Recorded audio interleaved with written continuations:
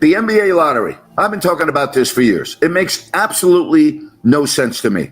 I mean, now it's even worse than it was. You end up with the worst record in the NBA, and you only have a 14% chance of landing the top pick like the Pistons, and they get number 5 because a team like Atlanta, who had only a 3% chance, gets very lucky, and they get the number 1 pick, Sacramento 13, where they should be. But, I mean, the NBA draft lottery has to change, all right? It has to change. You got to change the odds.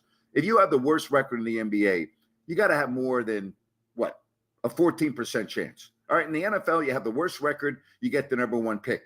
I like that system. And yes, I'm aware that tanking has entered play and that, that's not good for the league and not good for the fans, but that doesn't really happen that much. And again, if you want to have the lottery, how about maybe making it 7 teams or 8 teams?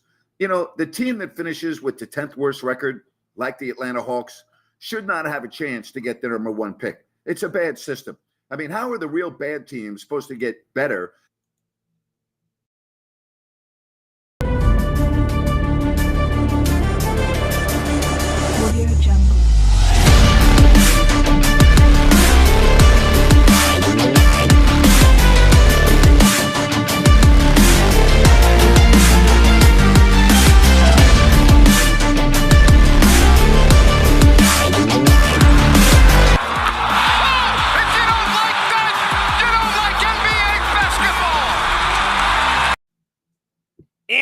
Welcome into the King's Court. Ryan in Sacktown here. It is a Ry-doe Monday. Are you ready for it? Bang! Bang, bang. Yes, indeed, Mike Breen. We are trying something new today. Steely Beats, what's up? Thanks for the pre-show shout out. Hope everybody's having a great day. Of course, the landscapers show up right now. And they're not even our landscapers. So we've got the Ry-doe wheel. We're going to go off of that today. There is a lot of things on it you can add to the Ry-doe wheel if you would like to. Would love to put some more on there. And we have a guaranteed one that I am absolutely going to get to. But first, it was a busy weekend in sports. It's a busy weekend in the association. Thank you so much, Steely Beats. As I said off the top, let's do some housekeeping really quick. You guys ask and we deliver. That's what we try to do here on If You Don't Like That. We know it's a pain in the butt to call the show via Restream. We get that. And so we've started putting up the donation QR code up there. Donations always welcome, but certainly not necessary. Your support is more than enough, but we're continuing to improve the technology here on the King's Court. And If You Don't Like That. So today we are going live with the phone line. Telephone number 916-399-3748. If you want to call the King's Court, we only have one line. So here's how it's going to work. If you hear the phone answered, just wait there. I will get to you. I'll come to you live. I might say the last 4 digits of the number, whatever it may be, so you know I'm with you. And actually, if you're on hold, you know that you're with me because you're the only one on hold. So we can get to your calls. You can also call the same way via Restream. Get on camera if you would like to. We can do it that way. I love doing it that way as well. Certainly Condog and some others always or usually check in that manner. So again, we are going to do it a different way. We're going to try to do phone calls the traditional way. Therefore, if you're watching on X, just call the number. You don't have to worry about getting to YouTube, screenshotting the QR code. You get it. But all of the information scrolling across the bottom of the screen. Also, in the chat, you've got a link to Restream, and you have the phone number there as well. So let's get started on a Monday. The NFL. What are we talking about here? The NBA draft lottery in the books. So the Kings with the 13th pick, as we expected. Grant, we played him at the Open. We wanted to just kind of get some thoughts from him. That was his rant today. We didn't do the entire thing, but I'm with him. The draft lottery, the way they do the draft in the NBA, the lottery process, it's got to change. I mean, I get that they're trying to fight for the small market teams with the new CBA and balance the playing field, but Grant's right. How the hell do the Atlanta Hawks end up with the number one pick? It is really, really frustrating indeed. So, going through the comments, you guys can get those in there as well. Well, hello to you. What's going on? Hope everything's going well. Walt, by the way, I am so sorry to hear about your dog. I heard you send that along on Grant's Open Forum show, and thank you for using Gold Country. That is never an easy thing. So thoughts with you, Walt. Pets are family members. At the drive-through, there you go, Con Dog. I see you. Let's see. Who do we got here? Oh, nice. Can we text a question or comment as well? Yes, you can. You can text the exact same number, 916-399-3748. What up, Walter? How you doing today, man? Happy to have you here on the King's Court. We can talk a lot of weekend basketball. And by the way, thank you to Patrick for reaching out to me in advance. I was going to do a welfare check on him after the Knicks performance over the weekend, but it wasn't really anything that was unexpected because you're dealing with injuries. You had OG out, and hell, they were competitive in game 3. That one goes a different way. I think we're talking a whole different ball game. So we can go Knicks. How about that dude named Luka on the second floor? That guy, man, the Mavs battling back with Oklahoma City, and the difference in that series to me, besides Luka, PJ Washington. Holy moly. He's playing like an Aaron Gordon role for them right now. No answer by OKC. And here's the thing about OKC. Let's get to Condog.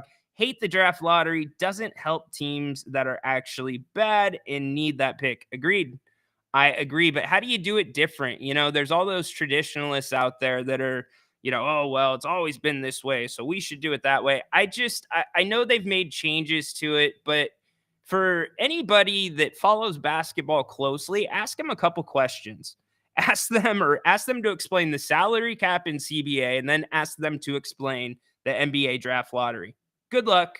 Not happening. It is really difficult, minutia stuff. Shams was making the media rounds today about that, and we've got Bronny James on the Ry-doe wheel.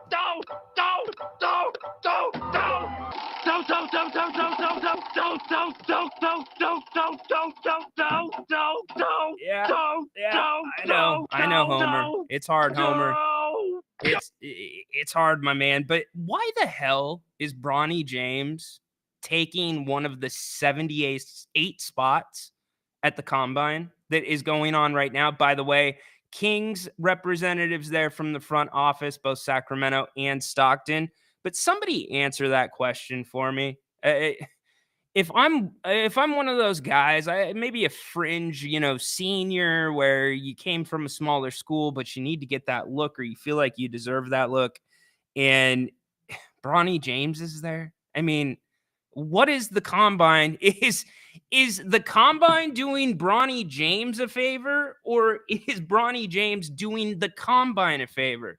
That's what it feels like to me. It's just straight up marketing. It's trying to get eyeballs on this. You see the stories coming out about his heart and being cleared for play. Now, that was some scary stuff. I'm not going to, downplay that whatsoever. I'm glad that he's able to get back on the court now. But look, he's going to get his look. You know that. There's going to be these ridiculous pro days that are going to happen in LA. USC will have one. Who knows? Maybe Bronny will have his own. I don't know. But to have him at the combine, I just don't like it. I'm sorry. I don't. Change my mind. You guys can call the show. You can do it the traditional way via Restream. 91 or Restream, link in the chat. Or you can now call us 916-399-3748. So, I'm going to start off with a Ry-doe.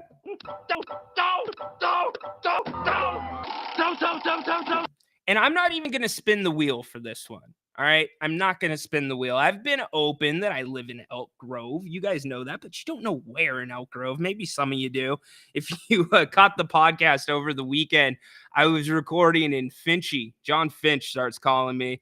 And I think so. Yeah.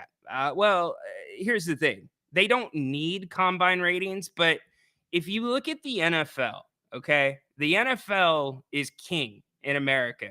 There's no other way to put it. But the NFL doesn't have an off season, right? They don't. I mean, the combine's a huge deal for them. Then you roll right into the draft pretty much. Then you roll into mini camps. Then you roll into OTAs. Then you roll into a little dead period. And then it's training camp time. And then it's preseason, a week off. And the NBA or the NFL season's here. So the NBA, I could see them wanting to replicate that model, right? Certainly, but it not this way, not that way. If you're going to do it, make it a little bit more interesting. So I've got the combine up in front of me. I'm keeping an eye on that. But as I said, there is a Ry-doe that's not on the wheel that I'm getting to right off the bat. So we live in a pretty quiet neighborhood. Houses don't turn over too much in our neighborhood, which is cool because you know your neighbors. I would say it's probably a little bit of an older neighborhood in terms of the demographic. I think the homeowners probably, I would say mean age, probably about 65. But we had some new neighbors that moved in. And whenever a new neighbor comes into the neighborhood, it's kind of like those. Did you guys ever watch Desperate Housewives? My wife watched Desperate Housewives, and I guess I kind of watched it too. Don't tell anybody. But like if somebody moves in, you bring them an apple pie, maybe you bring them some cookies, you do something nice, right? So when we moved in to our house, before I could even walk into the house with the moving truck, we had 2 or 3 different sets of neighbors here, and that was in 2017. So we try to pay that favor forward. We try to make everybody feel welcome. So the new neighbors, we've tried to get to know them a little bit more quiet, which is fine. That's their prerogative. But what isn't your prerogative is to turn your driveway and your garage basically into a construction site. And so I don't have a problem with improvements at a house. I do, though, have a problem with tile saws and regular saws going off from 7:30 in the evening all the way until about 10:20. And you know why they stopped? Because I had to go across the street and say, how much longer is this going to go on tonight? Like, really? Because we can hear it straight up through our house. We heard it all the way in our bedroom. Our little man does not like certain sounds that he doesn't recognize. You all have pets probably and kids, so sometimes the dogs don't like it either. But I was just like left there perplexed because I didn't want to be that guy, right? And I was getting close to being that guy. I'm looking up the Elk Grove City ordinances on noises. And, if you ask me about them now, I know them to a T. You can have emergency construction, yada, yada, yada. But this was no emergency. This was just, hey, let's put some shelves up in the garage. And it's the night before Mother's Day, man. We all know that Mother's Day is a long day. So if you're doing something for your mom, cool. I understand it was a little bit of a hot weekend, but I mean, tell me if I'm wrong. Would you guys have been kind of rubbed the wrong way like that? Because all I heard, like, it was like they were playing with me because it was zzz, right? And then it would stop. And I'm like, okay, it's done. They're not going to do it anymore. Next thing you know, 5 minutes later, when I'm just like, all right, I can relax. Zzz, and I would say most people, a lot of people in our neighborhood have their windows open at the night or during the night. So it was so loud. This is how loud it was. And I'm not trying to over exaggerate it, that I walked all the way up their driveway and I was standing within probably 2 to 3 feet of them. And I had to scream for them to hear me scream. And so coincidentally, when I said something, that was the last one that they were going to do for the night. But oh my gosh. Don't. You get it. I'm just like, come on. It's bad form, yo. Bad form. That's all right. We'll give them a pass. They get a mulligan because they are new to the neighborhood. Let's get caught up on the chat. I see my boy MC in there. MC, what's up, man? Appreciate the love as always, man. You are always here to represent. And no, you guys are extremely awesome. I am lucky, MC. You know this. I tell you all the time. I'm lucky to get to sit here and have a platform to talk to everybody, especially Monday through Friday live here on the King's Court on If You Don't Like That. By the way, the numbers have been excellent. Excellent. We're growing every day. We have advanced analytics that we look at, but also the analytics that I can see during a live broadcast. It tells me if somebody's checked in, and then after the show, I can see how long people are watching. But I'm telling you this because every day that number goes up. I'm looking at that number right now. It's rising, and a lot of the viewers are on X. So thank you for finding us on X. We really, really appreciate it. And we hope to roll this thing all the way through back to basketball season. Our goal is for all of you to be like, oh, crap, Kings training camp's here. So we're making the Kings Court a place where you can talk basketball, you can talk football, you can talk whatever. We do our does on Mondays. That's a mainstay. And so a lot of the takes today, by the way, we're going to spin the wheel and see what comes up. So Condog getting back in. Don't move to Stockton then. Yeah.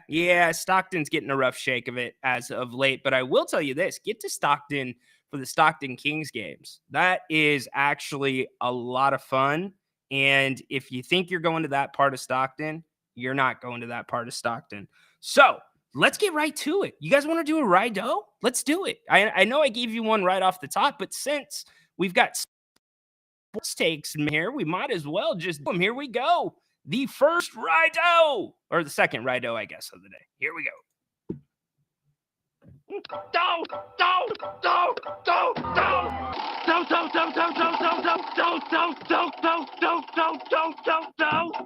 My name is Luka. All right, we're talking Luka Doncic. My goodness. Steely Beats, thank you so much. Really appreciate that $10 donation here on the King's Court.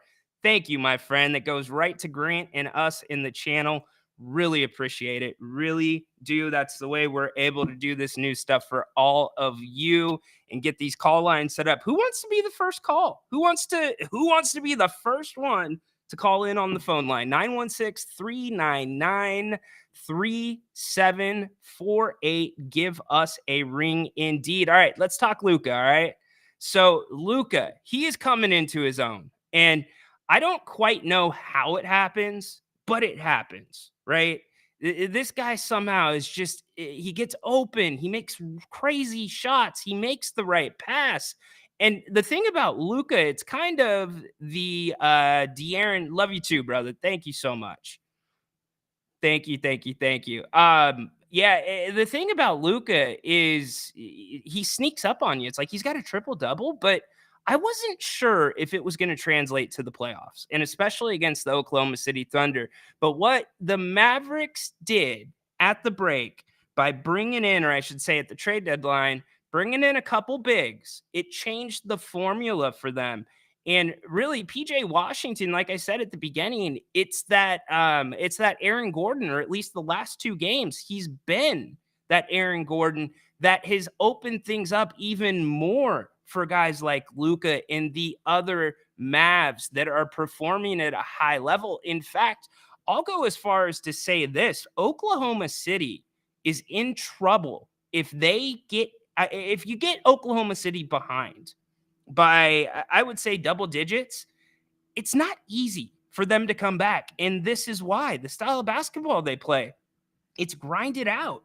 It's SGA. It's getting to the line. It's a variation, a more aggressive variation of getting to the paint and spraying it out. And Dallas, I'll tell you, I was very surprised that they were able to keep OKC to some of the numbers they have over these last games. And you get another one tonight, by the way.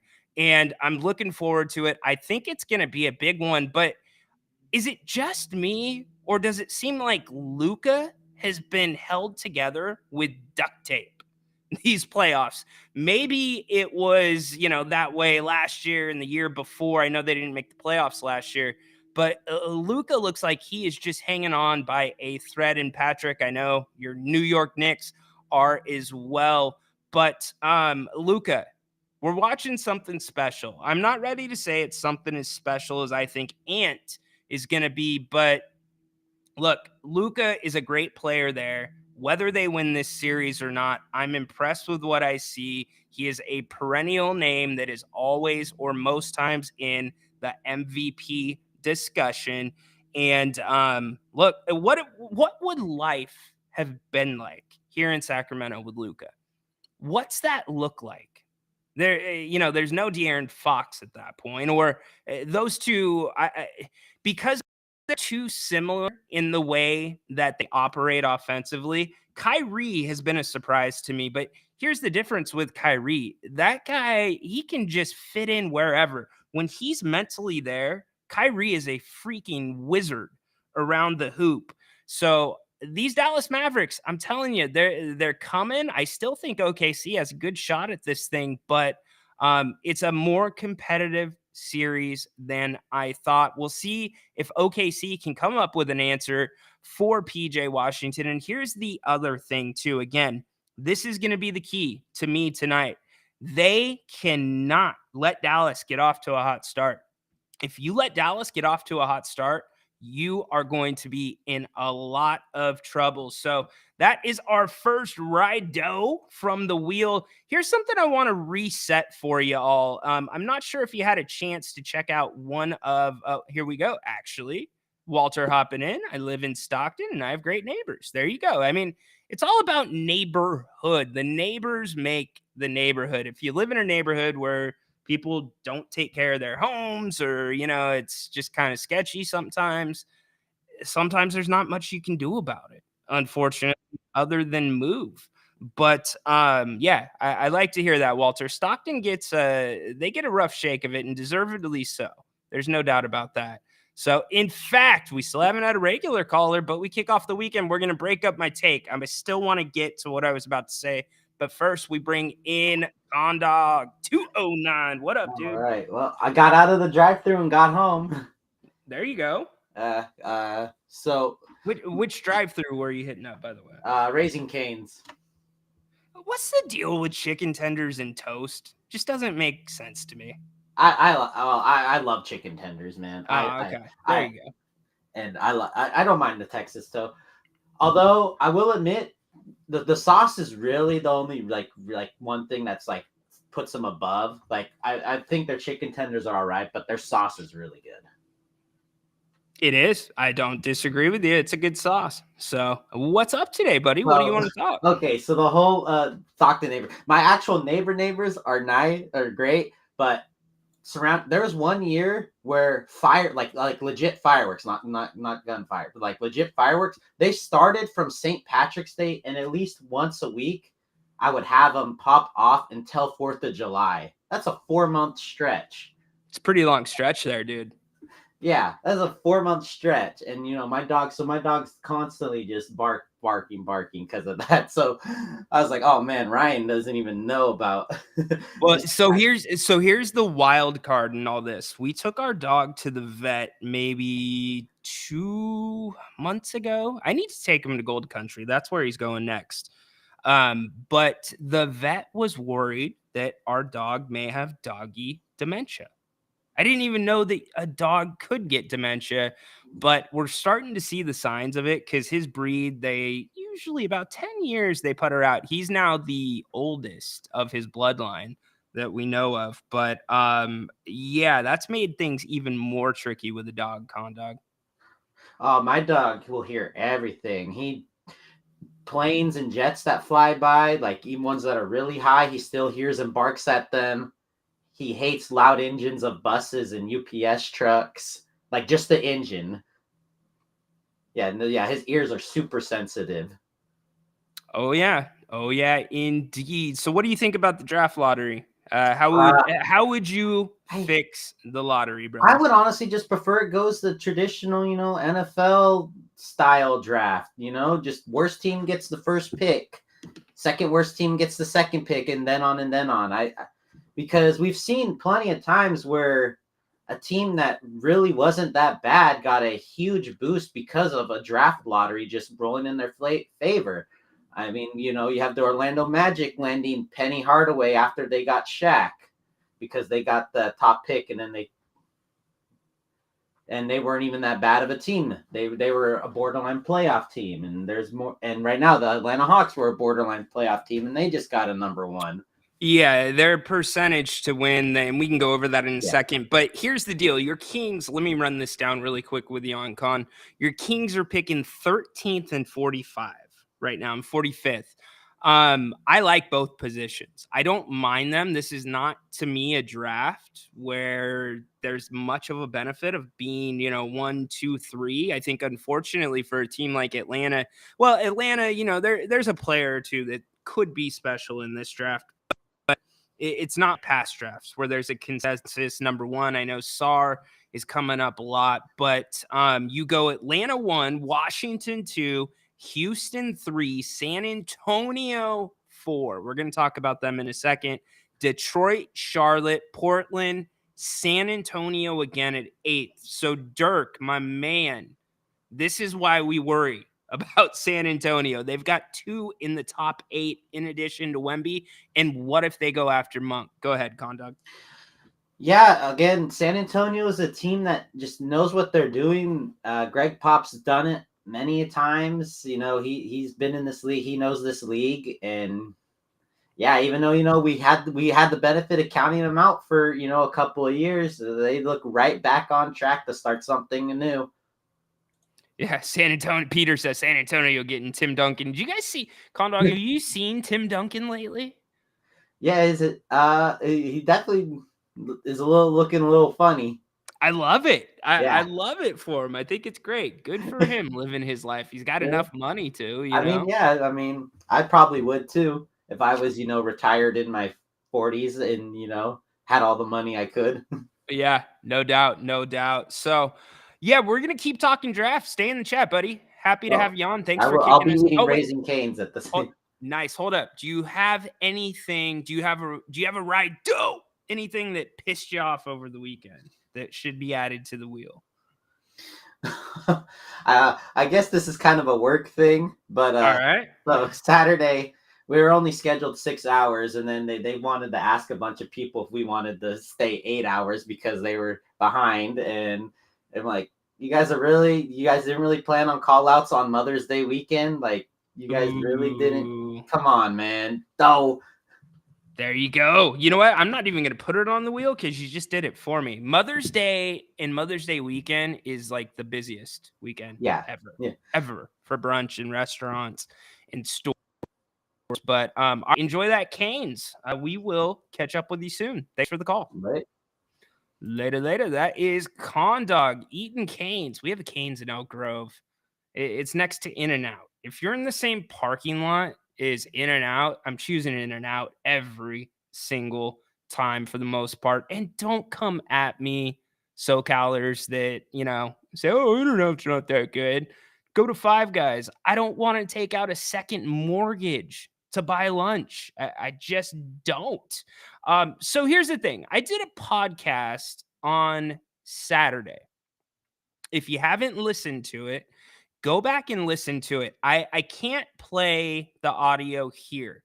And the reason I'm not going to play the audio is there's a lot of colorful language. I had to really be careful playing that audio the way I did. I didn't edit it, but I made sure portions were clearly blacked out. So there would not be any insensitive speech or anything hinting towards that. But Rudy Gay, and I know we talked about it a little bit last week. Rudy Gay was on whose podcast was it? It was another Knicks guy. Gosh darn it. Now I'm going dead in the mind. Carmelo. He was on Mello's podcast, and they were talking about coaches and just basketball in general. And Kid something is part. I think I was calling him Kid Carl. I don't know exactly what it was. It's also on the podcast.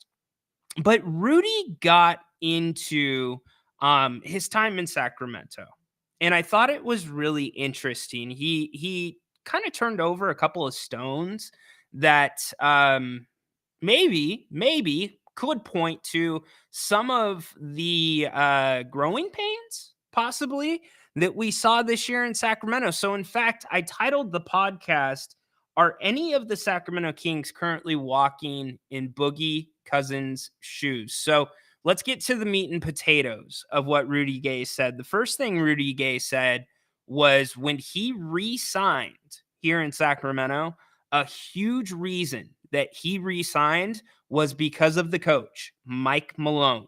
Mike Malone was a guy that Rudy wanted to play for. And you know what?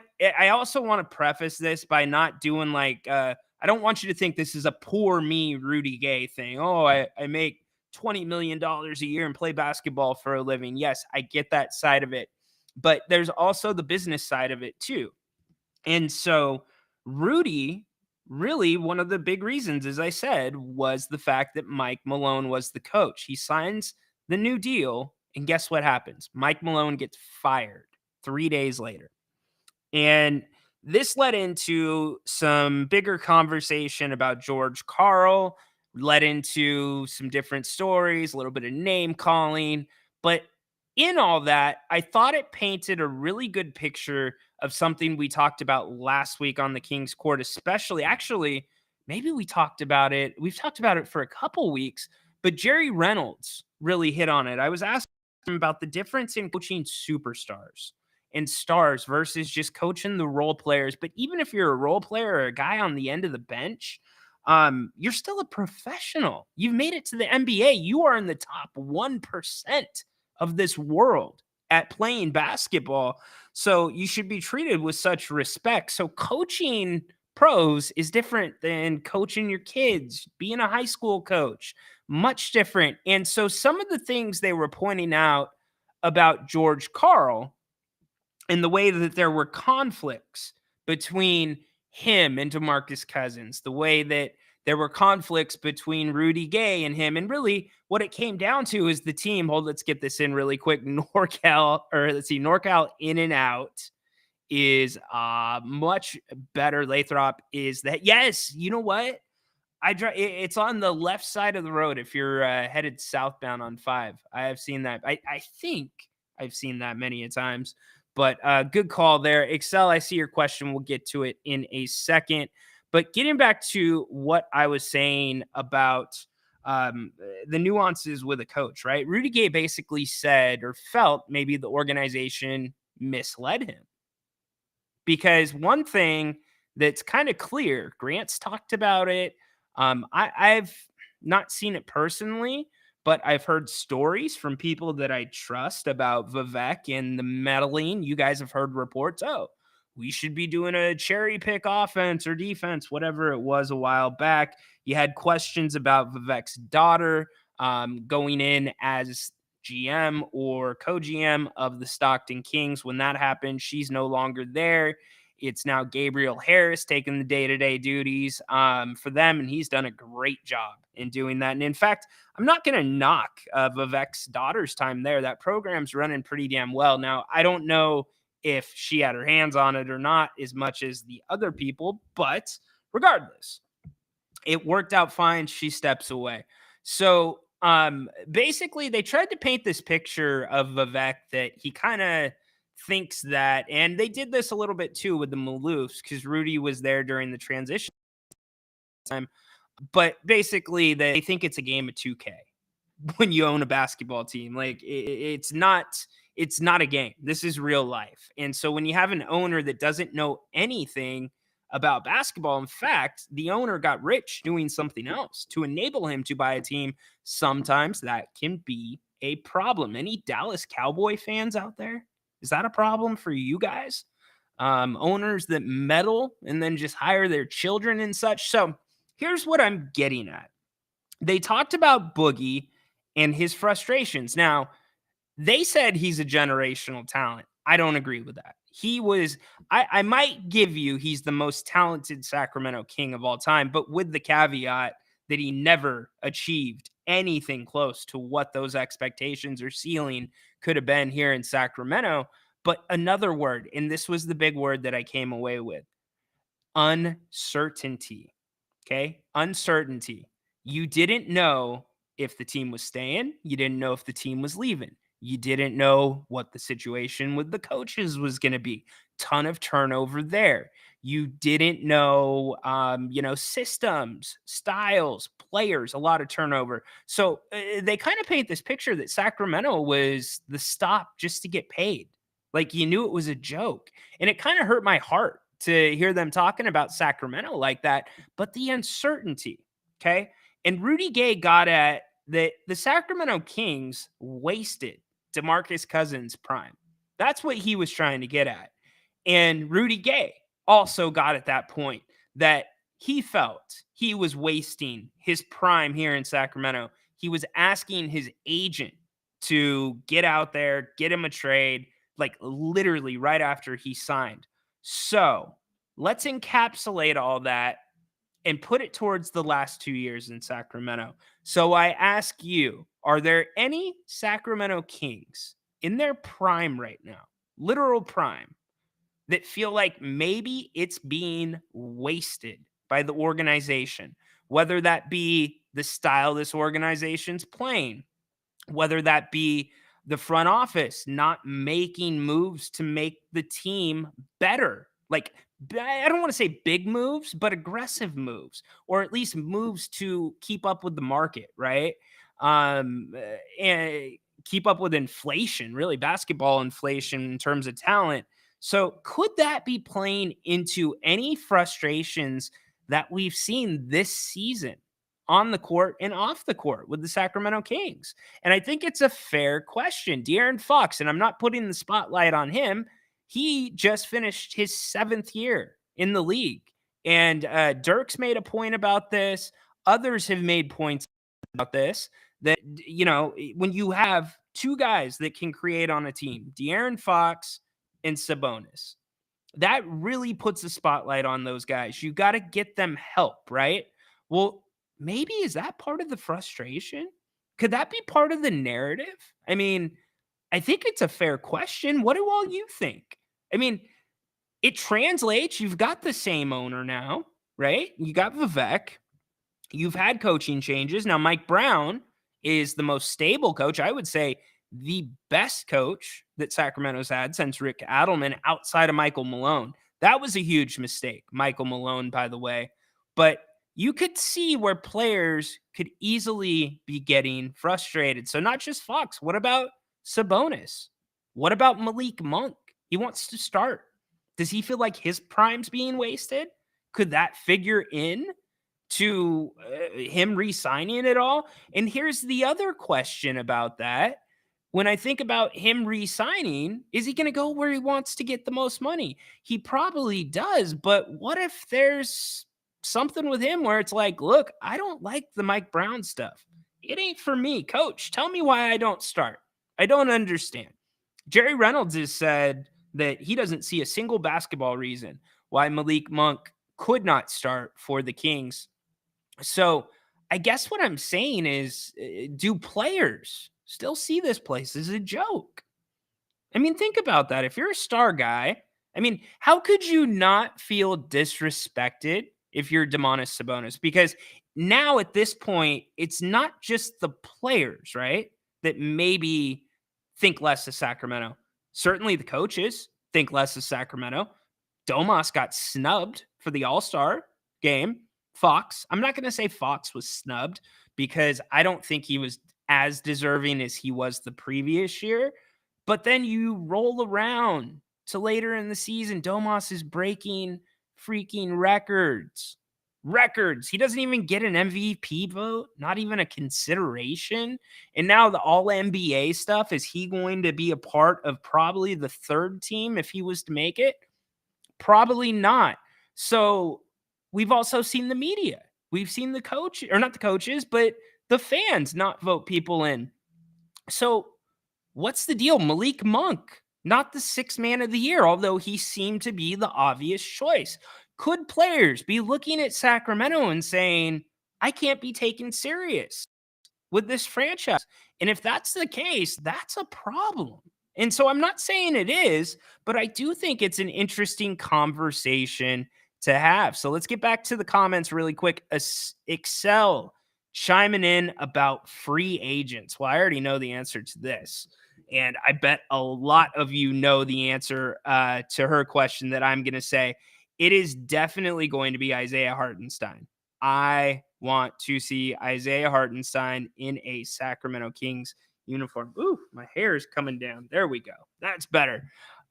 Let's see. Flores, what's up, man? Hopping in. I can see the Kings trading the pick the day of the draft. Maybe get an extra pick this year or next. Possibly. That's where the money's at. But I don't think that. Here's the thing. I think the Kings, this has to be the draft. If you're not going to be able to make moves or there's some, if you go to Bleacher Report, there's actually some trades for every team in the lottery. One of them that I saw, not Zach LaVine, but a name that has come up a lot in Sacramento, Kyle Kuzma. Could that possibly be on the table? Yes. Prime of his career, run DM. I agree. Dakota Prescott, the real problem. Dakota Prescott. Bang! Bang! Dude, you're going to do Dak like that? All right, fair enough. It was I like it. Done. It's fair play. Yes, he was. Ryan, my opinion, the NBA lottery is a big time fail. I'm with you. Excel, we did nothing during the trade deadline. Well, you didn't do nothing per se. You did make a move. And here's the thing about the moves Monty's made. They've been prudent. I can't argue with that. He has made smart and calculated moves, but I guess that goes a little bit more to my point because I talk about not this last trade deadline. I talk about the trade deadline before. By the way, 130 either checked in or watching right now on the Kings Court live on Monday. Welcome. Happy to have you, Ryan in Sacktown. You can call the Kings Court 916-399-3748. You can also call the other way via video. That chat is in the link or that link is in the chat. Sorry. It's not like I talk for a living. It's the trade deadline before that bugs me. There was too many teams got better that trade deadline, too many teams in the West, and the Kings could have done the exact same for not a lot of money. So again, if you are in the prime of your career right now in Sacramento and you don't see the team making moves to make the team better, right? And on top of that, you have an organization that indirectly is kind of sending the message that we're not ready to commit to you as our stars, right? I mean, I get you extend Sabonis. I get that, Fox is on a max deal, but doesn't that say that to a degree? We're not going to go get the pieces to fit around you because we're not sure that you two are the two for us here in Sacramento, which is kind of hard to even think about considering the last 17 years of basketball in this city. So these are all questions. I am not saying these are facts, but I think this is what the postseason's for. It's to throw these things around. It's to stimulate conversation. So let me know what you think. I just thought that Rudy Gay or his comments on the Mellow podcast were really telling. I thought they were timely.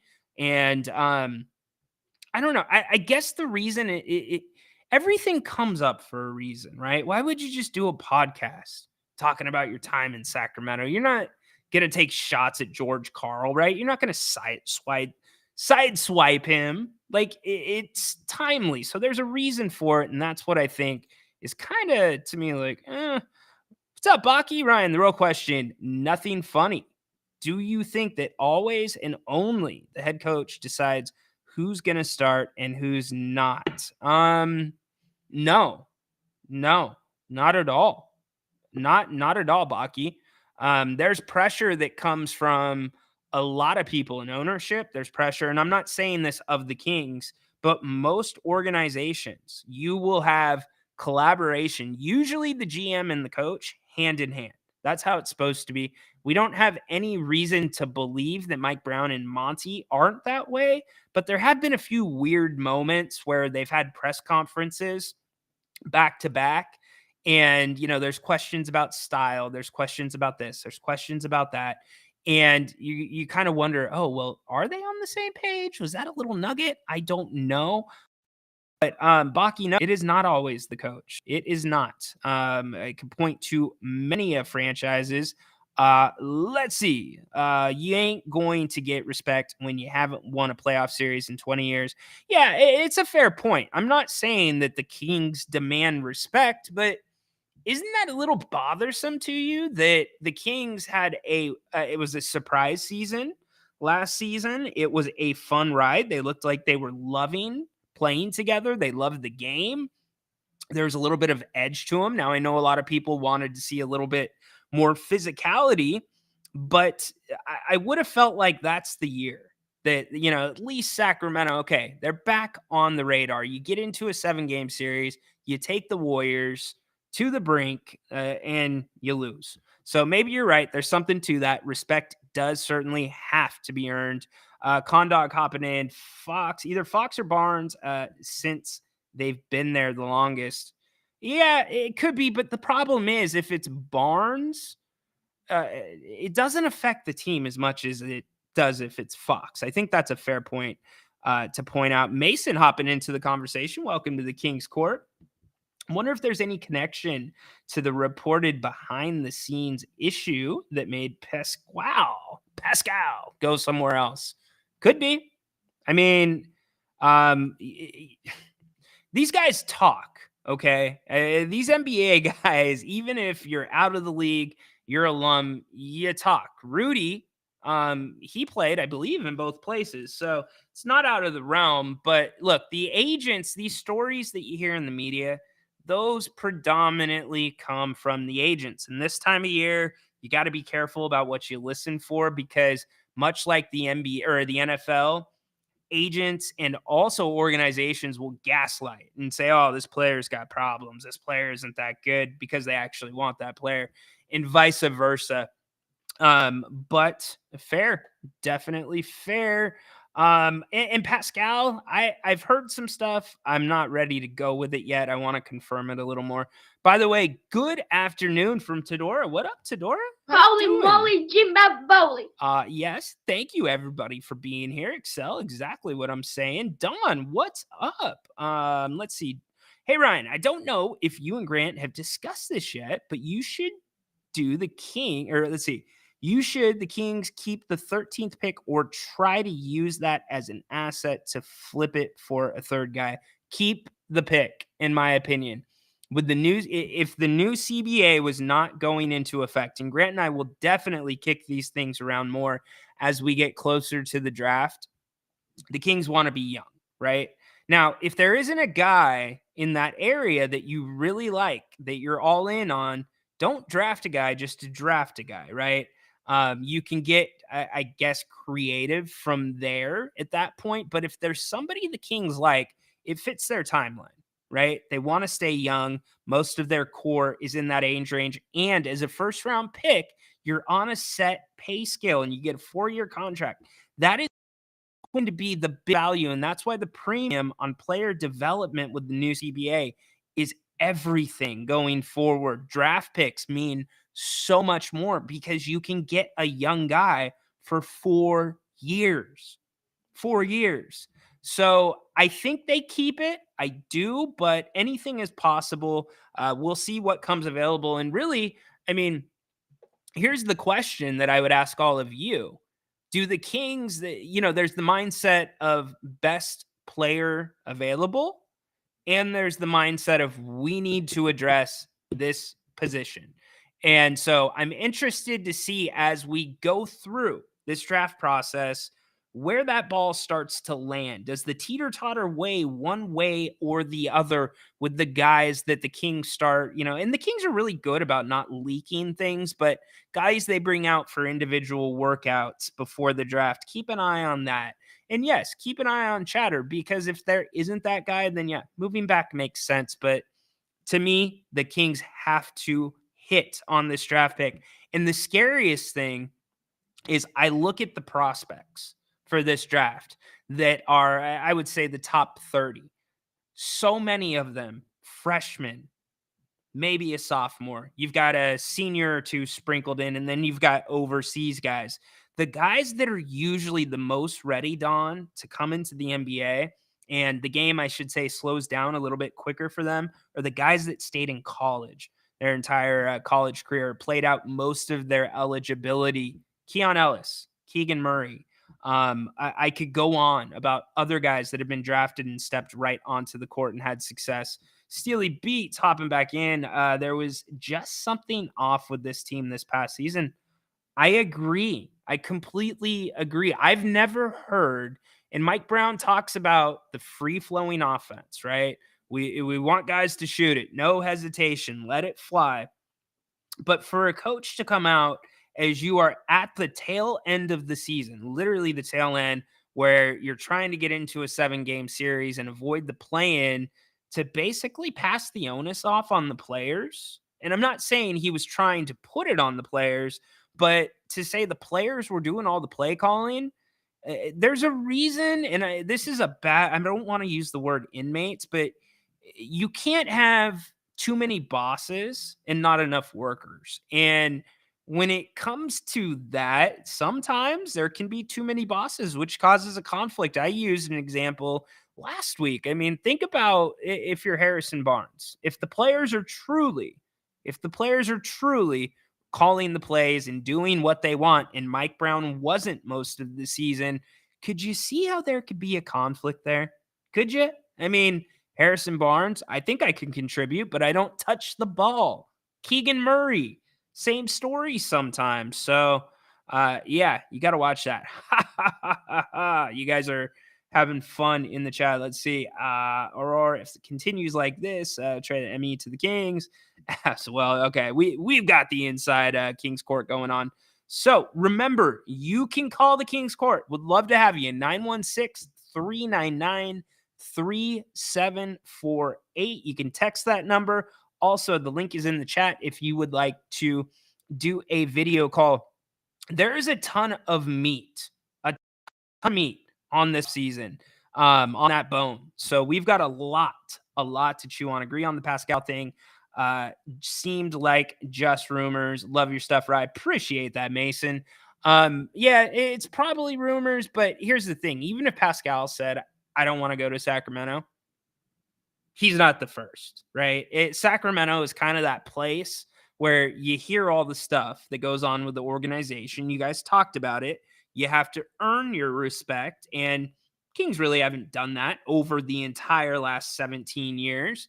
But you hear about the problems, you don't see the good stuff. I mean, you got to come here and experience the fans. Land here, and you have an airport full of fans waiting for you. It's that type of love. I mean, do you remember when Domas got here? He got some love, and then he comes out and plays a monster game, his first game here in front of the home crowd in Sac. And I remember his comments after the game. He was blown away, and he comes from a small market, and they have really good fans there. Indianapolis, that is a basketball, or Indiana, a basketball state. So it's the Chris Webber formula. Don't want to come, don't want to come, don't want to come. And then I love it. Hey, I tried to do all of you a favor leading up to Mother's Day. I really did. And even yesterday, I had a Mother's Day special, and I saw some of the people at the stores doing the last minute scrambling. And I also heard that some of you took my advice and went to Bennett's Westside Grill for Mother's Day brunch. If so, give me the feedback. I know you had a great time. Your mom probably thinks you're doing something illegal because you took her to such a nice restaurant. But the specials, 2 entrees, bottle of champagne, $44. Their happy hour specials, absolutely incredible as well. Grant talks about those all the time. And hey, it's a Monday night. You can get 2 entrees and a bottle of wine for $65. And check out some of the entrees that are on the list. Last time I was there, the short rib was on the list, the filet mignon was on the list. I'm telling y'all, get to Bennett's. Go to bennettsrestaurants.com. You can see more on their location specials, menus. You can buy gift cards and make reservations. I hope all of you had an excellent Mother's Day. If you are a mom and listening, happy belated Mother's Day. If your mother's no longer here, I hope you were able to enjoy some very nice memories. It's one of those days that you think about it. It's not quite a Hallmark holiday. In fact, it's nothing like a Hallmark holiday, like Valentine's Day. But Mother's Day, it's something different. It's about your mom, and on the surface, every day should be Mother's Day, right? Shouldn't it? But we don't always do that. But we had a really nice Mother's Day, and I actually have a couple things on the Ry-doe wheel from Mother's Day. Man, the waitress where we were at, she tried to get short with the wrong one. I'm telling you, if you try to come at my mother-in-law, you are insane. Like literally insane. I'd rather come at Mike Tyson than my mother-in-law. Give me a slant for the middle with Ray Lewis doing his dance, waiting for me before you come at my mother-in-law. Not a good idea. So I'll let you guys know how that played out if it comes up on the wheel, y'all. Let's see. Baki, he's getting really busy today. That day will come, I hope soon. Fitchy, what's up, my man? I'm late for class. Please don't give me detention. I will not give you detention. And in court, it's not detention. You're held in contempt, Johnny boy. But no, you are good. I know the bailiff let you in a little bit late. No, you're good, Johnny. You are good. Just don't let any more trees fall on you. Okay?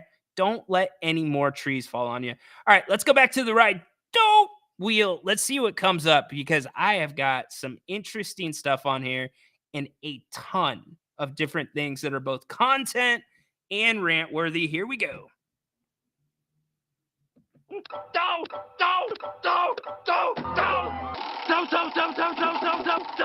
it is.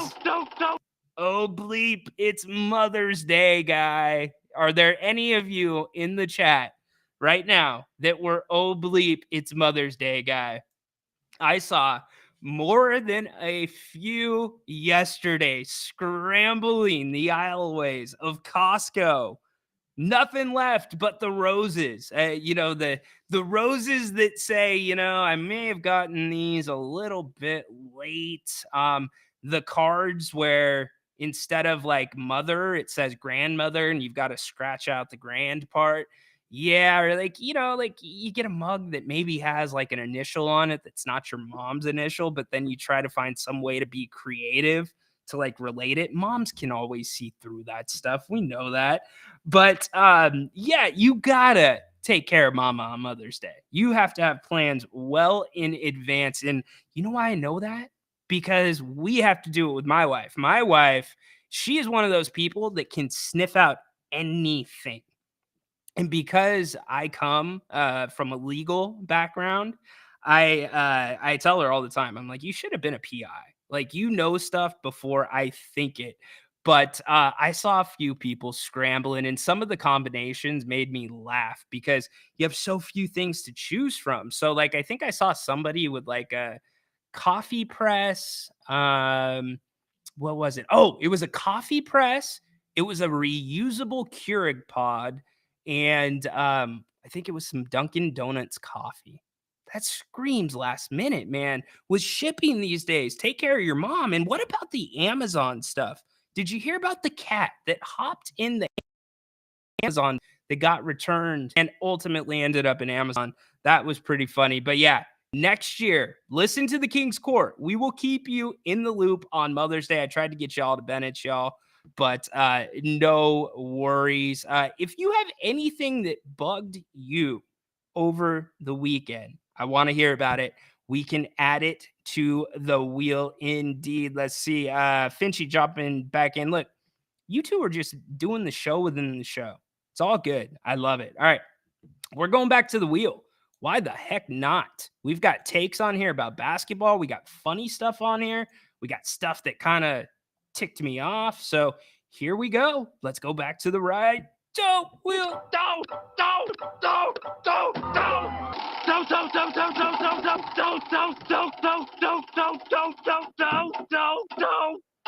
Oh, yes.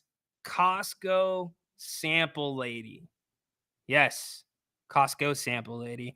You know who I'm talking about. She has to wear 2 hairnets, one on her head, sometimes one for the hairs on her chinny chin chin. No, I'm just kidding. That's not nice. But here what is also not nice. I was at Costco before Mother's Day. And you guys know the formula at Costco. Condog, chime in. You work for Costco in the warehouse. I get that you've got to have a parent around to get a sample. Now, if you're a teenager, if you're in junior high, if you're taller than 4 feet, does that rule really need to apply to you? I think at that age, you know your food allergies. You know what you're allowed to have, what you're not allowed to have. You also know this, by the way, because I did this growing up. That's how I got my parents to try new things at Costco that I wanted to buy. And in fact, I'm not going to lie, when I was in college, we would make lunch out of Costco. We would just do a trip around the store. We would do all the samples, and then you check out when they had the Polish dog, and you could get a Polish dog and a soda. I think it was like $1.49. Best college lunch ever if you're on a budget. But I saw too many of the Costco sample ladies, and it usually is ladies. That's why I'm saying ladies. It can be men as well. But if you're telling the kids to get their parents, could you just be a little bit nicer? I mean, if you don't like what you're doing, don't take it out on the little kids. It's not like, "Oh, hi, sweetie. Is your parents around? Can I see you?" I mean, it literally felt like a Pacific Beach bar and grill with a bouncer checking IDs. Nope, fake ID. Nope, fake ID. It felt that way, and it's like, "Where's your parents?" And I was like, "Okay, that wasn't very nice." And I heard it the first time, kept it moving, right?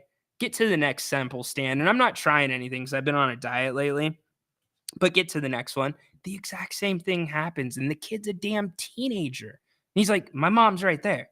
And she's like, "Oh, well, I need to talk to her." Okay. Well, why do you need to talk to her? She's right there waving at you.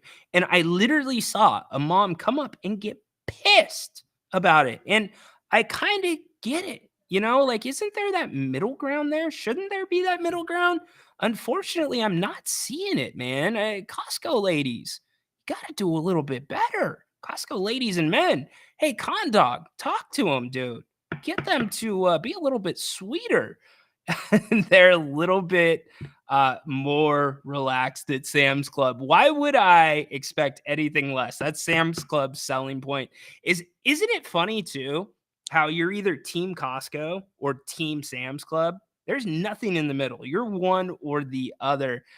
What happened to the worst team by record would get the first pick, and on down the line? Second worst, second pick, and so on. What is wrong with that method? Well, it's just one of the many things wrong with the NBA and the methods right now, Garrison. I mean, Patrick Beverly, I didn't get to this on Friday. Dude gets 4 games. 4 games, Garrison, for not only throwing a ball at somebody that wasn't looking, but then asked for the ball back, Garrison, and did one of those hockey assists and threw it as hard as he could at another person. I said it a million times. It's battery. It's not assault. It's assault. They were in fear of being imminently contacted and hurt. But no, like Adam Silver, I don't get it with him. I don't. You come out with a lifetime ban for somebody who bet on his own team. Understand that. But obviously, those betting sites, I'm not going to name off by name, but they're like the biggest sponsors of everything. Everything. I'm not going to be a hypocrite. I told you things were changing on the King's Court, the recorded podcast, the shoot arounds in the mornings. They are changing because the podcast is monetized. So there are ads now that are being included in there by my ad agent at Broken Controller Media.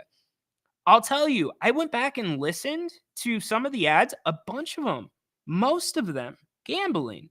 So if you're gonna do what the NBA is doing and take that money, sure, you got to come down hard. But now let's transition that in the gambling aspect to what's going on in the NBA, right? With the officials.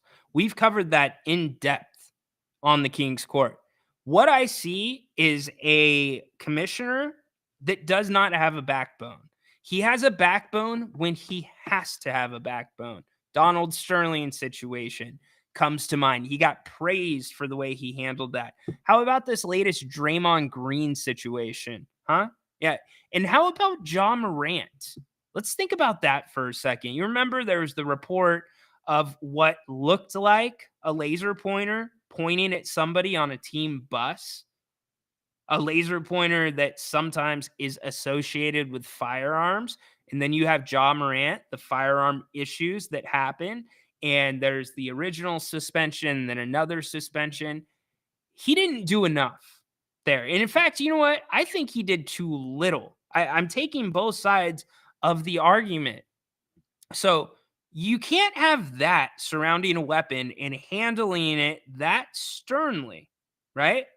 And then have somebody like Patrick Beverly, who not only, this is the part we're also forgetting, he disrespected a very respected member of the female media after that game to pimp his podcast. Yeah, to pimp his podcast. So Garrison, Adam Silver is afraid of change. He is, unless there are dollar signs behind it that the players and the Players Association are going to be happy about. Spineless. Why would I think he's going to change this draft order and the way you do it? I mean, it's only the most straightforward thing in the world, like the NFL does it. Like you said, it doesn't make any sense. Like, you want parity? You want people to watch? I think you would have people watch more. If you would have, think about this, y'all. Wouldn't you be watching the draft coverage a little bit closer and in a different way if you knew exactly where your team was picking at the end of the season? I would. I would be definitely watching things a different way. And you can start thinking about things that have been asked today. Excel about trades. And you guys have said you can trade the pick the day of the draft. But there's ways to engage. And this whole thing with, look, I pulled it up. I know how it works on the whole with the draft lottery. Here were the percentages. Detroit had a 14% chance of getting the first pick because they were one of the worst teams in the league. Washington, 14%. Charlotte, 13.3%. Portland, 13.2%. San Antonio, 10.5%. Toronto, 9%. Memphis, 7.5%. Utah, 6%. Brooklyn, which went to Houston, 4.5%. Atlanta, who gets the first pick, 3%. 3%. Chicago, 2%. Houston, 1.5%. Sacramento, 0.8%. Golden State, 0.7%. Here's the thing. Let's be real. If we opened the King's Court today and the Kings had the number one pick, we wouldn't be talking about the draft lottery process. And that's what happens, Garrison. That's why change doesn't happen. All these teams have magically started moving up. I don't have the numbers in front of me, but the last few drafts, San Antonio wasn't supposed to have the first pick with Wemby. They weren't, and they got it. We've seen example after example after example. So I don't see it any other way. If you're worried about tanking, and that's what it is, Garrison, it's tanking. The NBA doesn't want teams to lose on purpose. Well, guess what? You have a rule in place now, the 65 game rule. That's going to mean something to everybody, or at least someone on every NBA roster, because one guy, if not many guys, will have things tied to their contracts in incentives. And so then you look at a team that's supposed to get the first pick, like a Detroit, like a Washington, 14%. By the way, how the hell does the NBA come up with these percentages? Like, where do they come from? 13.3%, 10.5, 13.2, really 13.2 and 13.3%. I just don't get where it comes from, but the teams that get screwed, they stay towards the bottom of the league again. So if you're, I guess, Garrison, the point I'm saying is the answers are right in front of Adam Silver. The answers are right in front of all of us. But, until something changes, something where a frozen envelope can be proven, or there's an issue with the process, the way they do it, that is proven, then I don't see it changing. Because what's really confusing to me, and I'll end it here, Garrison, it's really confusing that you put a CBA into place that both the players and the owners agree to, that basically aims to even out the competition. Okay. They're willing to go that far, and that's a multi-year commitment. By the way, 149 either checked in or here live on the King's Court. Thanks for being here. Ryan in Sacktown. We're talking NBA draft lottery and the process. But Garrison, you put a 7-year CBA, or however long it's going to run, into place to even out competition, and you have a draft lottery still? It doesn't make sense. It does. I mean, you guys give me some answers. What are your thoughts? I know what we're saying. They're a bit more relaxed at Sam's Club. We got that one. Alberto, I go to both. Best of both worlds. Well, what's the best of both worlds? I don't get it. They both sell kind of the same thing. Alberto, Atlanta getting the first pick is ridiculous. There's definitely an invisible hand guiding the draft order selection. Yeah, I'm not going to say there's a frozen envelope, and that's why I said until something like that happens. But it's not just the draft that gets affected. Think about like Atlanta. They were on the verge of needing to make some tough decisions. Do you stay with Trae Young? Do you not? And now Atlanta, and those decisions, think about how those could have possibly benefited another team that may have been in position to go get Trae in the offseason. Maybe that's a piece that team needed. Well, guess what? That's a piece that's off the damn market now, probably, because you've got the number one pick. You've got something to pair with Trae Young. So that's the problem I have. It's not just the order. I mean, Washington, okay, I get it. And again, let's go over the draft order just so we know. I gave you the percentages. This is the actual order. Atlanta 1, they moved up. Washington 2. And how does Detroit fall to 5? How does Detroit fall to 5? 14% chance. So you got Atlanta 1, Washington 2, Houston with the third pick that came from Brooklyn, San Antonio, Detroit, Charlotte, Portland, San Antonio again, Memphis, Utah, Chicago, Oklahoma City, Sacramento, Portland again. Do you see the problem here? Do you see the corner the Kings have put themselves in? There are bad teams, or teams that were bad last year in the West, that have some young, good pieces. And those teams that we're like disregarding, like even we had the conversation with Mr. Moss about Houston, right? But think about these teams. San Antonio, 2 picks in the first let's see. San Antonio, 2 picks in the first 8 picks to put around Wemby. San Antonio, now officially a problem before free agency even starts. Portland, 2 picks. They've got 7 and 14. They've got Scoot. Portland, now a problem. Should I keep going on? Lakers, 17. You get what I'm saying. Oklahoma City, the rich get richer. They get a pick from Houston, 12th. Do you see why Grant and I, along the way, with the Kings not making these moves and all of you saying, like, well, why are you worried about these teams? It's because of this. It's not the lottery. It's because we knew that they had draft picks, war chests of them. So I'm just saying this is going to be very interesting for the Kings. And I think it does change a little bit of the approach this offseason. Flores, he says it's rigged. Why can't the public see the drawing for transparency purposes? Only we know they don't have to, but still. But that's the thing. Everybody thinks it's like a one-time drawing. They don't just pull one ball and say, okay, that's the number 1 pick. They have this process, and I'm not educated enough on it, where they take enough of a sample size. And if you have so many, then that's how it falls into place, basically. But the companies that they use, the third-party companies, they have E&O insurance. They have business. They have a business reputation, you know? So could you have somebody that does something weird there? Who knows?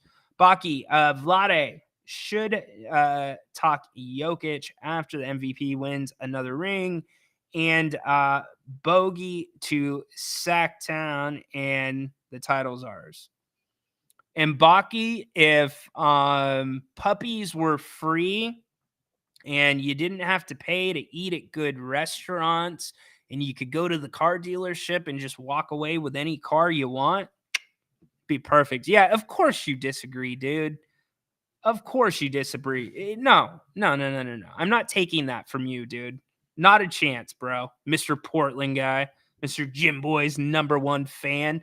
You're here on the Kings Court with Ry-doe, getting ready to wrap up here in a few minutes. Thanks for being here. We haven't gotten much past the draft, but the Kings picking 13th and 45th. Can they pull a Golden State draft out of their hat like Golden State had last year? I think it's possible. The Kings, they're not tied to anybody yet, but certainly there's mock drafts out there that have some different names. But again, what concerns me is the amount of time those guys have spent in college. And I guess there's a counter argument that could be made there as well about time in college, because now kids are playing AAU basketball, which is a lot more competitive than it used to be when I was growing up. You had to be really good to be in AAU. Now, pretty much anybody can be in AAU. You get my point. I disagree. Portland's the only problem. Yeah, I know. Yeah, we are a hot mess, bro, with Jody Allen not knowing. Horse, bang. You can't say that stuff here, buddy. I'm just kidding. You can say that. 49ers, yeah, laugh out loud. All right, let's go back to the Ry-doe. We'll do a couple more, and we will end the show on a Monday. Remember, Tuesdays are usually Jerry Reynolds Tuesday. Hopefully, Jerry will be joining us tomorrow. He usually does. That is always a fun conversation. And you know what? We will hit Jerry with the questions that we're talking about with the draft lottery. And we'll see what he thinks about prospects and just off of his knowledge on the draft and the prospects, what he thinks the Kings on the surface should do. Let's go back to the Ry-doe.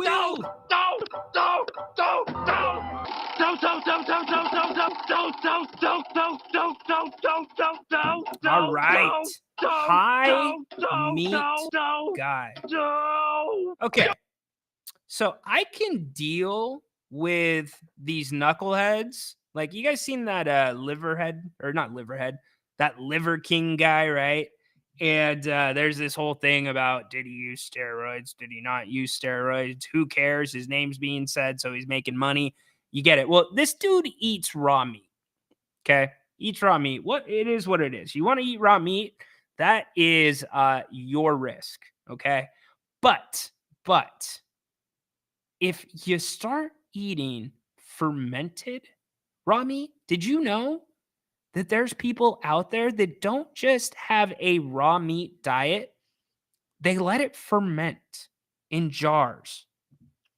I was watching a YouTube video, which this is how I got down the YouTube rat hole, first of all, or rabbit hole, I should say. Not rat. If I say rat, haunted horse is going to start naming names in the chat. But I was on a rabbit hole on YouTube. You remember Pop's Market, our guys over there, once sponsors here on this show. Well, they came out with some new material for the place, and I like it. I thought it was cool. It's a butcher shop. It's a counter. It's a meat market. So, anyways, I started thinking. I'm like, well, when you get a cow, like, how do you break that thing down? Like, I'm really, here we go. Yep, I knew it was coming. I knew. Anyways, how do you deal with that thing? That's kind of a big thing. And so I started looking at people, butchers online, that show you how to butcher a cow. Good thing to know. I actually have a friend that lives across the country, and because of the winters that they have, they will sometimes buy a half a cow, a quarter of a cow, whatever of a cow, and that's the meat for the winter. Somehow, these dudes came up that were taking the raw meat, hanging raw meats in their fridges, and basically kind of dry aging them. What's up, Patrick? I told everybody at the top, dude, that you checked in with me before I had to check in with you because of the Knicks. I appreciate that. Glad you're off work. But these knuckleheads were taking this meat and just putting it in jars, letting it have the natural process take form, change form of the meat, and they swear by it. They live by it. In fact, they think the meat gets them high. What are we talking about here? High meat? It's the most disgusting thing I've ever seen. It is a real thing. I literally went when I thought it was a joke. I thought somebody was playing me. No, there's high meat. High exist. That is true. So, all right, we're going to spin the Ry-doe one more time, and we are getting out. Here we go. What's it going to land on? I really hope one of these lands and hits. Here we go. Oh,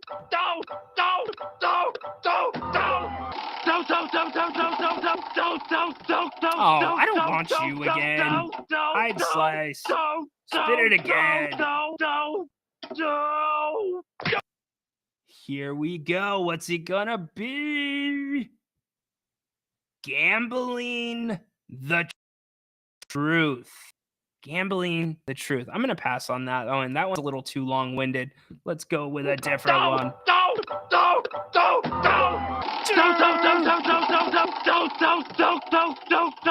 darn it! This is breaking down. I know. Come on, we've already had Luca. Here we go. What's it gonna be? Give me something decent. All right. ESPN. Mark Jones isn't Sacramento. Mark Jones. We will end the show here. And by the way, I had some of you come at me, and I know I addressed it here on the King's Court.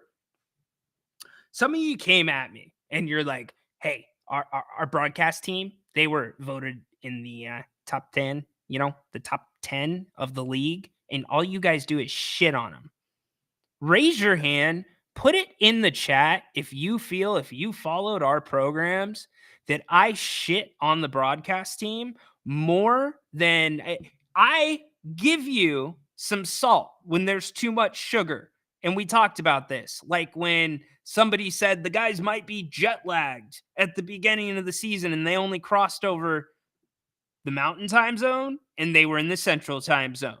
I believe it was the first road trip too of the season. I said, that's BS. We asked Grant about it on the air. So if you take that as us crapping on the product, then I'm sorry. You take it that way. I would tell you that on any broadcast.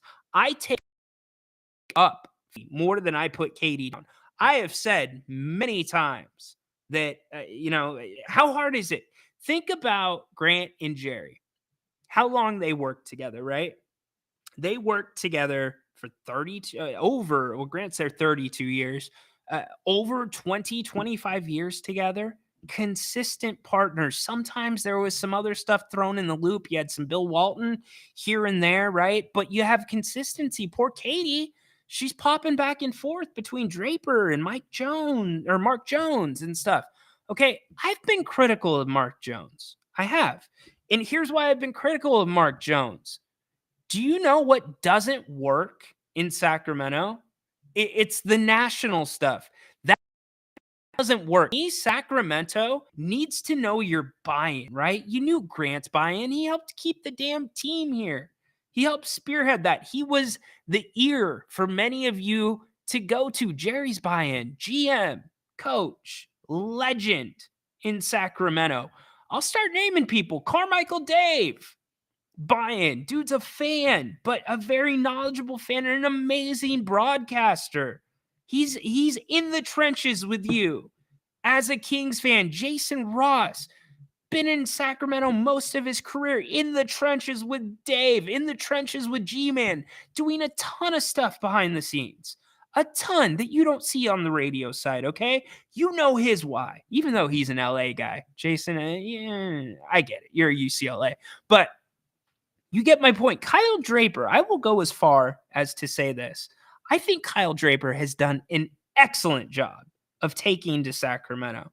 I get that you get sometimes a little bit more of a national view, or at least when Nick Cattles was here in Sacramento, you got a little bit more of East Coast flavor when it came to the content and the slow times in the seasons, because that's what they knew. They were from the East Coast. But with Drapes, I like his energy. I like his knowledge. I think him and Katie mesh well together. And how about Drapes coming out and talking about his story, right? If you don't take that as his buy-in, letting you know his battles with sobriety in a very public job, saying that not just for himself, right? But also saying that for people that are in jobs so they can't come forward and talk about struggles. So that's Kyle Draper's buy-in. I can get with that. Those are the type of things that Sacramento gets behind. That is how you earn the trust of this fan base. You show them that you're in the trenches with them and you care about what they have to say. Now let's get to Mark Jones. Mark Jones, national guy, works ESPN. I get it. Look, I want to get into broadcasting. You know that. We're here on the King's Court. Okay? I asked him a simple question on Twitter, and the dude blocks me last season. Dr. J, you were a part of that. Just a simple question, okay? But here's the thing about Mark Jones. I said when he broadcasts Sacramento Kings games, that game is about one thing. That's about him and getting his taglines in. And if you want to tell me that I'm wrong, then you know what? Debate me on this. Why do you not hear a single one of those lines on ESPN when he does a national? Why is it? I'm waiting. When Grant went to the Jim Rome show, he did his lines. When Mike Breen does a New York Knicks game as opposed to an ESPN game, it doesn't change. A lot of these national guys, they also do local. You know that, right? So when I listen to Mark Jones do a completely different broadcast every time he is on ESPN, and then I listen to him use his analyst as he is supposed to. Have you ever looked at how he walks all over Katie? Not only does Mark call the game, he puts his comments in. He puts the analysis spin on it. He doesn't give Katie a chance. She's treading water in the ocean and he doesn't throw her a life vest. Okay? You know what doesn't endure to Sacramento Kings fans? During a game, saying, oh, we're going to overtime. Man, it's too bad we're going to overtime. That means I'm going to miss my flight out of here. How did that make a lot of Sacramento Kings fans feel? I'm just asking. So I'm not calling out Mark Jones as a person. I don't know him. Okay. But you can't debate me on this. The inconsistencies between the way he professionally calls a game for ESPN and the way he calls a game for the Sacramento Kings are distinctly different. Find me another play-by-play guy in the NBA that does that. Do it. Try to. Because I haven't found one. And I look at that stuff closely. Also, Grant, taglines. And I'm not trying to make this about Grant. Mike Breen. Bang! Bang! No matter what game it is, you're getting those lines. Well, I'm not going to go into Mark Jones's lines or his. It feels like the games are about getting his lines in, his one-liners, right? Okay. I've yet to hear a single one of those on a national broadcast. So I'll ask you, Kings fans, is that disrespectful to you? Is that basically saying, well, I can do what I want in Sacramento? It doesn't matter who's going to see it. Sacramento.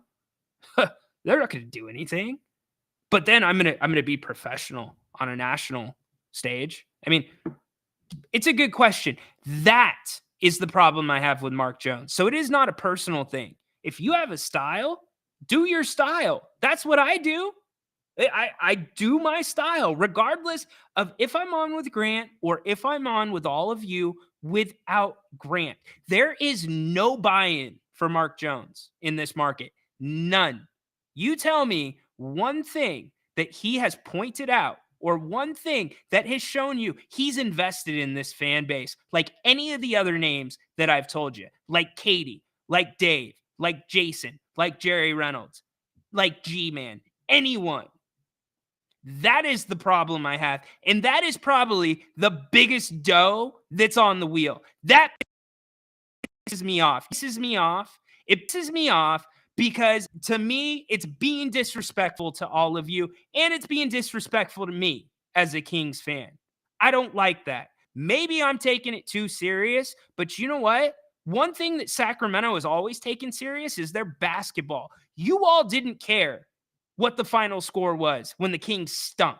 You knew they were probably going to lose that night, but guess what? You filled the damn building every single night. You know why? You cheered that team because of the effort. You cheered that team because they didn't give up. They took on the identity of this city. Blue-collar workers, state workers. Bring your lunch pail, bring your hard hat, work hard, and do the right damn thing. That's why this fan base has the love affair that it has with this team, because most times Sacramento Kings embody that, whether they're winning or losing. Okay? So it pisses me off when I see somebody in that position that's not taking it as serious as they take a national broadcast. It's disrespectful. And that's my take on it. I hope it improves. Tell me if you want to tell me that's shitting on somebody, I'm not shitting on him personally. I am not shitting on him professionally. I'm pointing out the facts. And it's not because I want Mark Jones's job or I'm jealous of anybody in those positions. It's because you deserve better. That is my major Ry-doe. All right. Let's wrap up the show with your comments. Excel. Katie was a sideline reporter doing just quick segments. Think about this. Katie went from that to calling games. It's two different things. I asked her. So Nico Horning, I talked about him last week, right? I met with him, up and coming guy. He's going to be very successful in this business. He's working his way up the right way. He's learning the right way, the natural progression. Katie didn't get the natural progression. She went from a sideline reporter to being an analyst, and damn it, she does a good job. I get that you think she might be a little long-winded here and there. My only criticism of Katie is sometimes, I need a little salt. I don't just need the sugar. Don't always show me what could be the positive of the negative result. Give me a little salt. I think that's fair. You've got to have a balanced approach when it comes to broadcasting games. And I hate to say it, Grant was very good at that. So I think Katie is just, she's been stuck into or put into a that there's a lot of, and I think she's done an excellent freaking job. Excel, that sucks, Ryan, that you were blocked. We're all fans in one big family. And that's what I'm saying. This isn't Ryan as a podcaster, Ryan as a talking head with this opinion. This is Ryan as a lifelong Kings fan. I grip my teeth when I hear stuff like that. And when I see big dramatic differences like that. Explain the difference. If I could ask Mark Jones politely, if I wasn't blocked, I would. I would say, why is it so much different here versus when the nationals are on you? So, let's get a little bit more in here. Don, honestly, I'd never thought about that, Ryan, but that's such a great point. He's always trying to throw in those punchlines. You never hear a single one on a national broadcast. Never. Baki, ha ha ha. What line? First name De'Aaron, last name him. I'm not going to go into the lines. I'm not going to open Pandora's box, but you know the lines. And there's nothing wrong with the lines. I'm not trying to set a narrative here that says, oh, he's saying stuff here that he would never say on a national stage. No, I'm saying why? Why wouldn't you be the same, right? Isn't that a little weird? Like if Jim Rome was a certain way to one segment of his audience, and then when more people were watching him, he was a different way? No, it doesn't work. All right. We bring on Baki to close the show out. Baki, what is up, my man? Close us out on a Monday in the King's Court. Yo, what's up, Rhino? I want to just close it up with I'm going to touch that book about those reporters, because a lot of people are very annoying with all those comments coming from Draper or from the Mark Jones, but I think the people who's watching the games are a little bit too harsh towards the Katie particularly, because she's not okay. She's got the job from the sideline reporter, right? Mm-hmm. But I think you know how they are doing the job. You have the main guy with another one which is more from the sport directly. The Katie was very successful in the basketball, so she knows the game very well. I mean, I always say what I think. I don't need to hate anybody. I think Katie knows the basketball very well, and the only thing she's maybe a little bit more.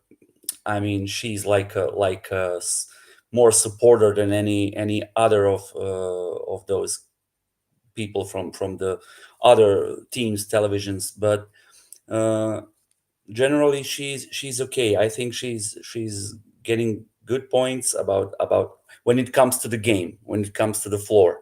Yeah. But sometimes she's maybe overreacting when the referees are about to call something which is a challenge, or I don't know, something that she's maybe more beside Sacramento and not to be that objective, and I don't know. But I think my point is the people are maybe very angry about everything what happened with the Sacramento Kings, about the results, about the scores, and that comes from the I mean, Mark Jones and Draper are not. You're definitely Baki, right. I mean, Baki, 200% you're right Baki. about I'm Mark Jones saying calling the game Baki. on ESPN and on NBC. That's you are definitely right about it. Baki, I want to be really clear about something. I am not I'm not associating Kyle Draper and Mark Jones together in their styles. Okay. I don't look, it's Mark Jones that I am talking about. And again, I'm not talking about as a professional in this field because guess what? I'm still learning. You hit the nail on the head. Katie, was she maybe ready for that if you asked her the honest question? I don't know. I'm sure it's something she always wanted. And I think she's trying to make the absolute best of it. And I think she does a really good job. Draper, here's the bottom line, Baki. Anybody that came in behind Grant and Jerry, you were already behind the 8 ball. Yes, You're of done. course. You're Yeah. behind the 8 ball. It's all you're gonna, and we still do it now. The comparisons. I just did it as a fan, okay? But here's the thing: I don't feel like Kyle Draper's here to collect a paycheck. I feel like he is embroiled in this team. I feel like he Yeah. wants to know about this fan base. He's making the effort to relate to this fan base. And he's showing again his why, his buy-in. Exact same thing with Katie. I don't need to go over that again. I think Mark Jones is just here for a paycheck. Well, you're right. I mean, it's not very difficult. It's the most difficult thing. You go after Jerry and Grant to do the game. I mean, it's impossible. It's really impossible. Who you can compare Jerry and Reynolds maybe with only with Harlem and somebody else.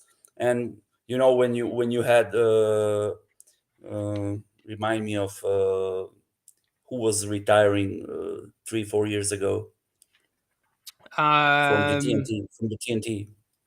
Hubie Marv Brown. Albert. Oh, No, Marv Marv Albert. Albert. Hubie's still Yeah. doing stuff. So Yeah. so we got top class like Marv, like Kevin, like you have from New York Mike Green, and you have of course Grant and Jerry, and that's the championship teams. I mean, for broadcasting. So you come after them, and you're gonna try to do something, and it's very difficult. I mean, you must have that in your mind after you going after those guys. But okay, it's one thing is being a broadcaster and a reporter and to do that professionally, and quite another thing is doing it from the point of sport, because Katie is directly from the basketball, yourself. So she knows things about how to play the game, how to call the plays, how to what will referee do. But sometimes can be really difficult to separate those things and Yeah, to no say doubt. say something is great after you have 30 years of Grant and Jerry. It's a It's great point, Baki. And here's the thing that I really want to make clear about what I'm saying. It's from a fan perspective. I'm not saying that, and I think this is a fair point to make because I didn't say it, but I'm not saying Mark Jones has to become a Sacramento Kings fan or act like a Sacramento Kings fan. I'm not saying a professional broadcaster has to, that's a requirement because it's not. In fact, you're not supposed to be biased. But when I see like kind of it feels like calling Kings games is like stand up hour. And you're talking about getting out of town and you're here so infrequently because your national commitments. I would just like to see the Kings, whether it's Mark Jones, whether it's Kyle Draper, I would like to see them have a consistent two that are in there calling the games for the local audience if it's not a national game. I hope they are seeing this show. Well, it's not going to do me any favors, but I'm not here to get in the good graces of the Kings. I'm here to speak what I feel like is my truth or point things out that I'm seeing. And this is Yeah, right now, but specifically. you're saying some things, and the people are writing and reading and writing. So that must be important. I mean, those guys should listen to the crowd, listen to the public. Uh, I mean, public opinion is very important. If you're gonna change something, okay, you don't have to change anything. You can go your direction, and okay, I'm gonna do my job as I think I should gonna do it, and that's it. So it's not important what some Bucky and Rhino and other people are Yeah, thinking. for sure. But I don't think you're gonna find people who are watching this show and doing it together, you and Rhino and Jerry, that are not very close to, I mean, close in the heart and the head with Sacramento Kings and with that team. So it can be really, really interesting. If I'm in his place, I will definitely read maybe a line or two. Yeah, for sure, Bach. I appreciate the perspective. I appreciate the call, and obviously we gotta get Holy moly, to Jim work Bob here, Bowley. man. It's a staple, brother. So, all right, brother. Make it a good rest of your Monday. All right, dude. Thank you, All brother. right, thanks, Bucky. As always, you make the show better. So I'm not trying to be negative, y'all. And I think I've pretty much made my point clear. It's more about pointing things out. And again, me as a fan, not me as doing this judging other professionals. I would just I'd like to see somebody in that seat that is consistent. And I'm speaking to the Mark Jones thing. I want to see the same broadcaster, whether you're in front of the entire nation or whether you're in front of Sacramento. Because quite frankly, if you gave me the choice, I'd rather be in front of Sacramento. All right, y'all. Make it a great rest of the day. Remember, Tuesdays should be a Jerry Reynolds Tuesday. That's going to be a lot of fun. We will keep the Ry-doe wheel around in case we have a few other little things that we want to bring up. But you all make this show so much fun, and I appreciate you for being here. 165 at some point checking in today on the King's Court. We will go. So let me lay this out. Thanks, Horsey. Let me lay this out for you. Here's my plans for the offseason. I'm hoping to be in Vegas for some of Summer League. But before that, as we go through this draft process with the Kings, we're going to break down the players. We will look at some film. We'll look at some moves. We'll look at, if they're a fit with the Kings, we will put them in categories is what we'll do. Good fit for the Kings, best player available pick, or a pass pick. And we'll find a creative way to do that.